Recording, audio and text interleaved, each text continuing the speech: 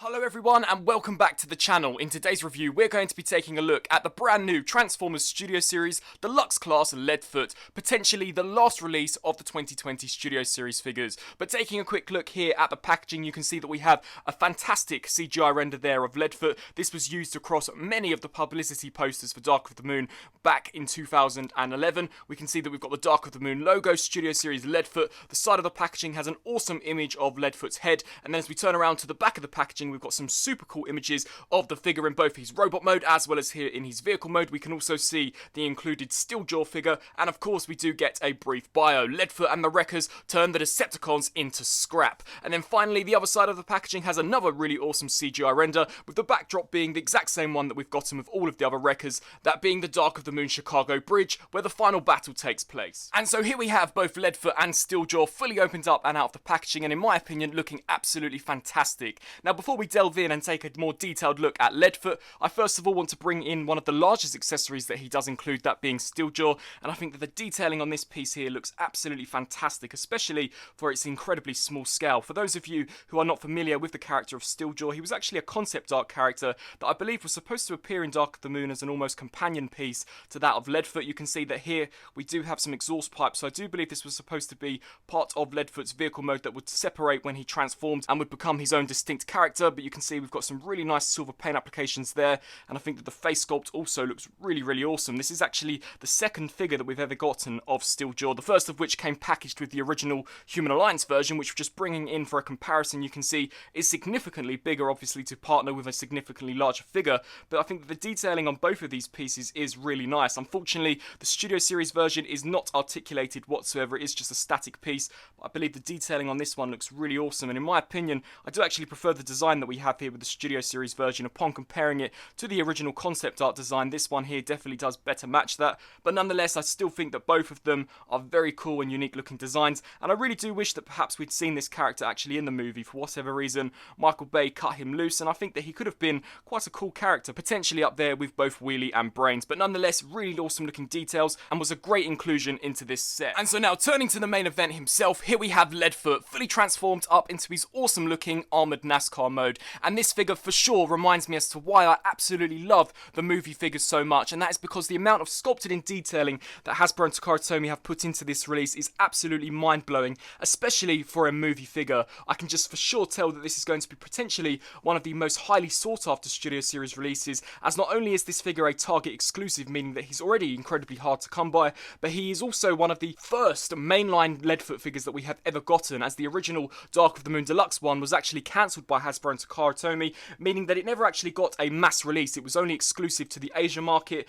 and it went for astronomical prices on the aftermarket as well. But Leadfoot here, the new Studio Series version, I'm happy to report is not only a great way to actually get an accurate representation of Leadfoot into your collection, but in my opinion it is the superior figure out of the previous two Human Alliance and Deluxe versions that we got way back in the Dark of the Moon line. Bringing Leadfoot in here for a closer look, you can truly appreciate all of the phenomenal detailing that Hasbro have put into this piece. Something which I was actually quite surprised to see is the amount of accessories that he does come with. He comes with significantly more than that of Topspin and Roadbuster, and to see that they even packed in Steeljaw as well, I just wasn't expecting them to go all out and include all of these individual accessories. You can see that we've got a pair of missile pods here at the front, we've got these Gatling guns here at the top, as well as this mini machine gun, and the sculpt work on these is fantastic. You can see there all of the ammo, and then here on the missile pods I think that the detailing on them is also really nice. And as we take a look here at the top one, no details have been spared whatsoever. They really have tried to put in as much as they possibly could. And then as we turn to the back here to these turbines, I just love the detailing on these. I think these look fantastic. And then as we turn around here to the front, the Impala logo as well as the Target logo. The only major gripe that I do have with Leadfoot here in his vehicle mode is that they haven't painted this section here red, which was apparent on the original promo images. On the promo images, this whole piece here was painted red, and I did go back and actually look at the real vehicle that they used in the Dark of the Moon movie, and for sure this whole section here was completely painted red. So I'm quite unsure as to why they chose not to do that. Perhaps they were worried that the colour match between the red plastic and the red paint wouldn't look right. However, I think that it would have looked a lot better than what we have here. However, considering that this figure is basically transformed in his vehicle mode, I can excuse it, and I don't think that it looks too out of place, but in my opinion I would have much rather had that been painted in a really nice red. As we turn here to the front, you can appreciate all of this mesh detailing here, as well as the headlights that have been picked out in silver, And as we turn here to the bumper, I think all the paint apps here have come out really nice. Similarly to both Topspin and Roadbuster, we do have Ultra Wreckers printed here onto the wheels. We've got the 42, the NASCAR logo, and all of that phenomenal sculpting and detailing here for the side of the vehicle mode. And as you turn here to the back, we've got some rear exhaust detailing, which I think is great. And here we've also got this huge exhaust, which was actually evident in the Dark of the Moon movie as well. And you can see that here sculpted really nicely. So in terms of vehicle mode, I think that he looks fantastic. He also does roll really nicely as well. However, the clearance is very minimal, so you really do have to ensure that you have transformed this figure perfectly in order to get him rolling along the ground. Now, something which I must point out before I delve into some comparisons is that I have indeed noticed that these Gatling guns here on the top are slightly loose. It really doesn't take much to dislodge them whatsoever, and I think that that's probably a tolerance issue to do with these tabs, as when we transform him into robot mode, the tabs that these peg into really do secure very nicely. It's just these ones here which don't hold these all that well, and if you are transporting this figure around the house or moving him around in your collection, I would definitely be wary of how you pick him up, and be sure to check that when you do place him back down on a shelf that he is intact with all of his accessories, as these guns here do tend to fall off. The missile pods are on quite nice and securely, so I don't have too many issues with those, and this one here does port in very nice and securely as well. It really is just these two that you do have to be cautious of, but nonetheless, I think that the detailing and the sculpt work of Leadfoot here in his vehicle mode is amazing, so let's bring in some comparisons. And so now turning here to a Dark of the Moon Leadfoot size comparison, here we have the new Studio Series version compared next to the original 2011 version. And don't get me wrong, I think that both of these look absolutely fantastic here in their vehicle modes. However, I have got to say that I do think that the new version is a lot more accurate in terms of its proportions. Upon comparing both of these, I do think that the original Deluxe was slightly too squat. I don't like how compressed it looks. It looks as if though it's just been compact into this very small cuboid, whereas this one here, I like how elongated it is. It definitely looks a lot more accurate to the film, but the detailing on both of them is really nice. Now, you will notice that there is no sponsored detailing here on this release, as this is actually the Takara version, not the US version, which I believe was released in very small quantities. I don't actually believe it ever actually made it to the US market, but those that were leaked did have the Target logo here on the front. But you can see that in terms of the differences, in my opinion, I do actually quite prefer the proportions of the missile pods here on the original version. I think that here for the Studio Series version, they do look slightly too large, but other than that, I think that the guns here on the top are a lot more proportionally accurate than compared to what we got here with the original release.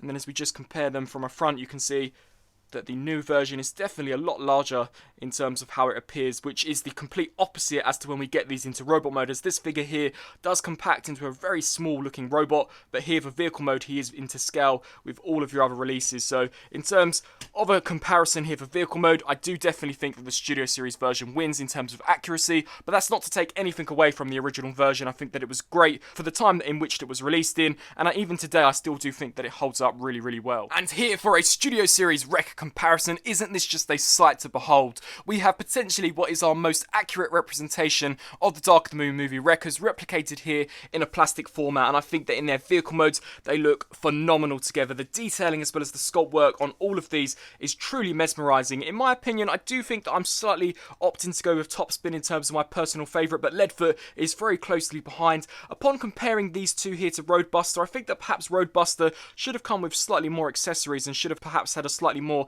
involved transformation, but for vehicle mode I think that all three of these look really, really nice with one another, and all of them are great upgrades over their original counterparts, which is great to see. For a comparison here in vehicle mode, just comparing him quickly here next to Roadbuster, they are basically exactly the same height, which once again, as stated when I did the original DOTM Leadfoot comparison, is quite surprising as he is a very small deluxe when we get him into robot mode. So it is awesome to see that they did manage to get the scale down in both vehicle mode and robot mode. But you can see that he is, if not slightly bigger than Roadbuster in terms of a vehicle. And then as we bring in Topspin, Topspin is a very, very big deluxe, but once again, Leadfoot appears to be slightly bigger here than even Topspin. So in terms of scaling, I think that all three of these are flawless, especially here in their vehicle mode. And so now, turning to the transformation of Leadfoot from vehicle mode to robot mode, I am happy to report that it is nowhere near as complex as the original DOTM releases. To begin with, you are going to want to remove all of his accessories, so just pop off these front missile pods here at the front, and then pop off these Gatling guns if they haven't come off already, and then just remove the miniature machine gun. We're then going to want to turn our attention to this side and just split the rear end of the vehicle, and then that will allow us to take these pieces here and just angle all of this out, just attaching this from this section, and then we can bring that out to the side and repeat the same process. So take this piece here, and you're just going to want to detach that tab and fold that out to the side. We can then turn our attention to this section, bring this forwards, and then the feet here are going to fold down, and repeat the same process here for the opposite side. So just bring that down and flip out the toes on both sides. Once that's complete, we can then turn our attention to this section, and you're going to want to pull that whole assembly forwards and then flip this section up.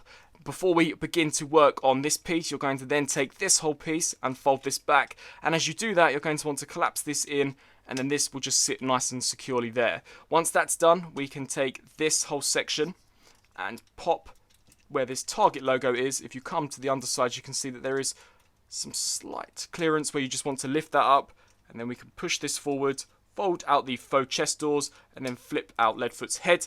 And then here you can see that we do have a tab that is going to peg into this slot, so you're going to want to bring this all the way down until it clips nice and securely into place, and then we can take the backpack here, and that too will also clip into place. And you can see two tabs here and here that will slide into these slots on where these faux windows are. So just compress all that in, snap that all nice and securely into place, flip out the fists, do that there on both sides, and then just take the arms, rotate those around, and rotate those that are around on the opposite side. And here with the legs, it's up to your own personal preference. I tend to get these and just compress these in order to give him a slightly more stubbier look. Take these sections here and split those and hinge those upwards. And there we have Leadfoot fully transformed up into his really, really awesome looking robot mode. I was actually quite surprised to see how close Hasbro and Takara Tomy had actually gotten this to the CGI render. But bringing back in some of his accessories, you're going to want to take the larger machine gun and peg it into this port here on the top. So just slide that in nice and securely. You can see that the legs have compressed a little more, and then take the machine guns, the mini Gatling guns here, and just port those onto the sides there. And you can see in what I was stating earlier on, they stay on the arms a lot more securely than they did when we had him in vehicle mode. And then just take this one here and port that into the side also. And then taking these missile pods, these do actually store in a very movie accurate placement, that being here on the chest. So you're going to want to take the bigger tab. Each of the missile pods do go on a specific side, so you're going to want to ensure that the top missile is facing the front, and you can see this larger tab that will just slide into this section and secure there nice and securely. And repeat the same process here on the opposite side, so just align that up and tap that into place. And with all that done, here we have Leadfoot fully transformed, complete with all of his accessories, looking absolutely tremendous. And so taking a look here at Leadfoot in his robot mode, as stated when I transformed this figure up, I'm just absolutely mesmerised at not only the amount of sculpted in detailing that this figure has, but also how well Hasbro and Takara Tomy have actually matched this figure with the CGI render. I do think that the proportions on this release are probably the best that we have ever gotten for a Leadfoot figure. The original Deluxe as well as the Human Alliance version could never quite get his posture 100% accurate. They always seem to be rather flawed where the legs were concerned. However, I think that with the more simplistic transformation, they have been able to achieve a better look in my opinion, which when official images of this did begin to surface, I did think that the transformation for the feet did look rather lazy, but here I think that perhaps simple is more effective in this case. They do not transform nowhere near as much as the previous two releases, but in my opinion, I just think that proportionally it suits the character a lot better. Also here for a very quick comparison, here we have Steeljaw compared next to Leadfoot, and I really love how these two pair with one another. It's great to see that 9 years down the line, Hasbro and Takara haven't forgotten about Steeljaw and they are still including him in with Leadfoot, and I think that the detailing on this piece looks great. But bringing Leadfoot in for a quick 360 degree look, you can truly appreciate the amount of sculpting and detailing that this figure has present throughout him. I'm also a huge fan of the colour of plastic that they've used for the grey. I think that it definitely contrasts very nicely there with the red. And as we turn around to the back, this is once again the best backpack that we have ever gotten for a Leadfoot. It's a lot more compressed than those previous two versions, and you can see here that the design of the foot I just think works so nicely, which in some of the official images I just didn't think it would, but it's great to see that in hand it definitely does. Bringing him in for a closer look, you can see that the detailing on that head sculpt looks fantastic. I love the bearded look that he's got going on with the silver highlights. The blue visor there looks incredible, as well as all of the fantastic sculpted in detailing. The entire torso as well, this entire piece is definitely a sight to behold. hold. I love all of the mechanical components there, the way that the machine gun sits over his shoulder. He does use faux pieces, however, there was no way that they were going to be able to get the real windows to actually sit here on the chest of Leadfoot. It was something that they couldn't achieve on the original Deluxe version, and even the Human Alliance version, it didn't look proportionally accurate. So to see them use faux pieces here, it doesn't bother me whatsoever. As we turn him to the side, you can appreciate all of the sculpting and detailing here for where his shoulder would be, as well as there for the bicep. I love all of that mechanical detailing, the way that the Gatling guns here hang off to the shoulders. I think that the finger design is also really nice, as well as the sculpt work there on the forearm, and even the missile pods here for the chest I just think looks really awesome. Another aspect of which I thought was going to be rather lazy when having this figure in hand was the whole transformation of the torso. Upon initially seeing some of the images of this figure, I did hope that perhaps the torso would transform slightly more than it does. However, in person, similarly to the legs, I think that less in this case is definitely more. I think the proportions to his lower gut is probably the best that we have ever seen. I would have maybe had liked it if they could have compressed these wheels slightly more into the middle of his chest, similarly to the previous versions, and to better match the CGI design. However, seeing as how he transforms, I don't think that would have benefited his overall look in any real way, and what we have here I think is more than suffice. You can see some of the nice sculpt work there for the thighs, as well as there for the crutch plate, and as we turn down to the feet, once again, nice sculpting and detailing there for the toes. We do have some hollow gaps there, and you can see the heel spurs, but nonetheless, in terms of an overall look, I think that he looks incredible. Turning to the articulation, we do have a ball joint at the head, so this can look left to right as well as up and down. It can also tilt side to side slightly. We do get ball joints here at the arms, which can rotate the full 360 as well as hinge out to the sides. We do also have a full 360 rotation here at the bicep, as well as a 90-degree bend there for the elbow. No wrist articulation, unfortunately, unless you count the transformation joint, which can hinge back and forth. We also do not have any waist articulation, which is a shame. The legs here can kick forwards and backwards as well as out to the side, however, slightly restricted due to the overall design of the figure's torso. We do have a double joint here for the knee, allowing you to extend the leg, so that can kick back. It can also kick slightly forwards, or once again you can compress them for a more squat look. And then turning to the feet, no ankle pivot whatsoever. The toes only pivot forwards and backwards due to transformation. So in terms of articulation, he may not be the best, but I think that he's more than suffice for the character that he is. He's obviously not going to be in as many agile poses as some of your other deluxes like Bumblebee or even Topspin, but perhaps it would have been nice to have seen them maybe engineer a waist joint. But as it stands, I do think that this figure is more than suffice. And so now turning here for some Studio Series Wrecker size comparisons, here we have Leadfoot compared next to both Topspin and Roadbuster, and it's fantastic to finally get potentially one of our best representations of the Wreckers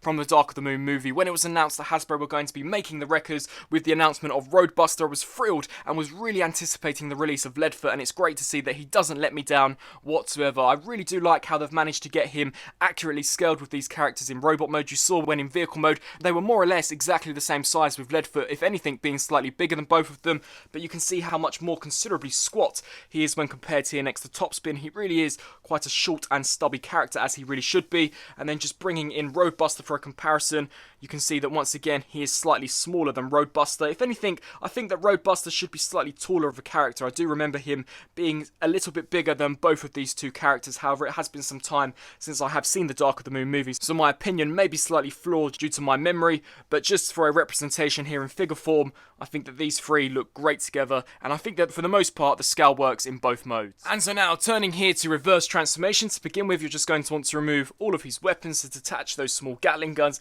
Come under here to the belly and just remove the missile pods, and then finally remove the Gatling gun here at the top. What I recommend doing now is taking this section and rotating this piece around, and then repeating the same process here and just angling that down. Take the fists and just fold those in.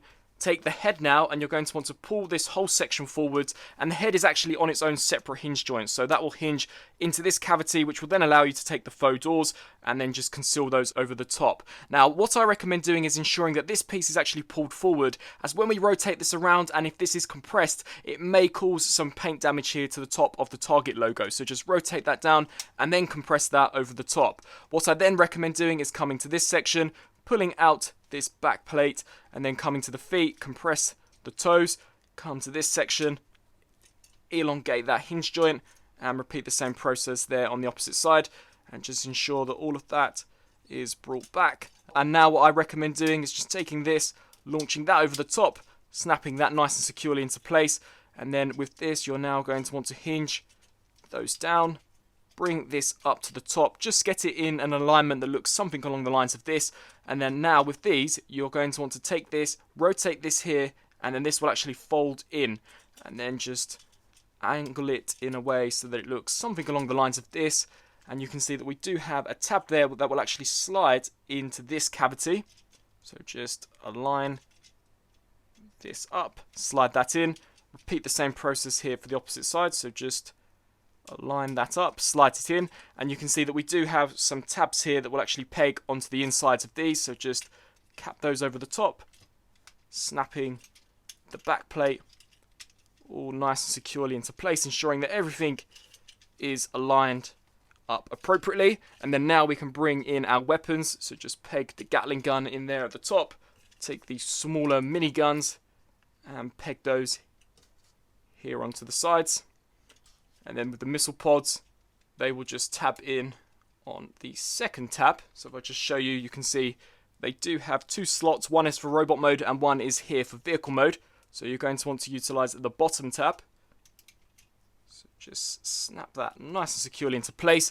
And then there we have Leadfoot fully transformed back into his awesome looking armored NASCAR vehicle mode. And so, some final thoughts on the Studio Series Leadfoot. I love it. It's great to get Leadfoot once again reintroduced into the main line, seeing as he has had very minimal releases in terms of figures, and the releases that we have got have either been incredibly hard to find or not the best in terms of movie accuracy. I think that the Studio Series version here is great in both his vehicle mode as well as his robot mode. His transformation isn't simplistic, nor is it overly complex. I think that it's quite a nice balance. As stated, I do think that less is definitely more with this release, especially where the legs and the foot area are concerned. With the previous releases, the transformation to their lower region was rather complex and it didn't result in a very accurate look. However, with this release, I think with the more simplistic approach, the proportions are definitely a lot more accurate. I have no doubt in saying that this is probably the best version of Leadfoot that we have ever gotten released by both Hasbro and Takara, but once again, it is a shame that it is a Target exclusive, meaning that it's going to be incredibly elusive to actually find, and I do believe that on Target's own website, it did sell out in a matter of seconds, so you really are only going to be relying on the stock that you can find in stores unless they decide to restock it online,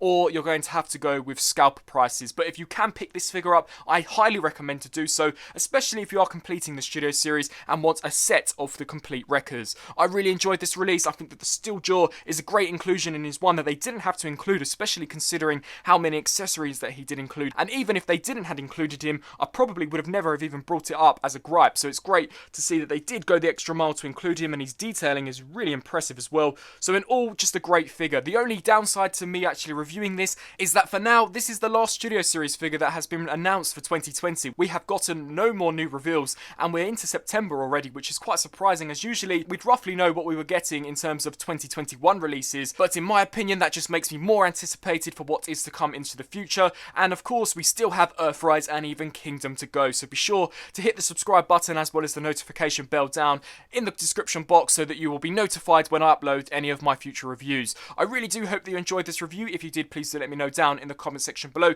and be sure to also let me know what you think of both this figure and whether or not you'll be adding him to your collection. I thank you all for watching, and until my next review, I'll see you then. Thanks for watching.